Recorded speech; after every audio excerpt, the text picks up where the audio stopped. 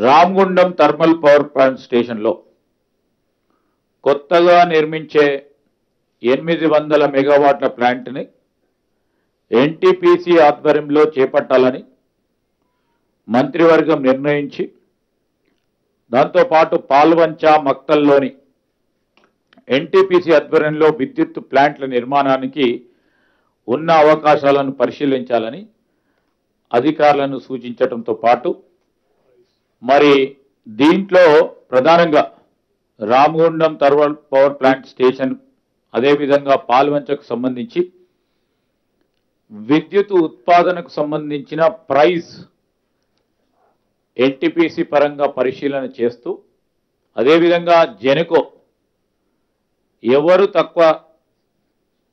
ధరతో విద్యుత్ ఉత్పాదన చేస్తే ఆ ప్రయారిటీ ఎన్టీపీసీ చేస్తే ఎన్టీపీసీకి లేకుంటే జెన్కోకు చేస్తే జెన్కోకు ఎవరి ప్రైస్ తక్కువగా ఉంటుందో వారి ద్వారా ఈ పవర్ ప్లాంట్ నిర్మాణం చేయాలని కేబినెట్ నిర్ణయం తీసుకోవడం జరిగింది.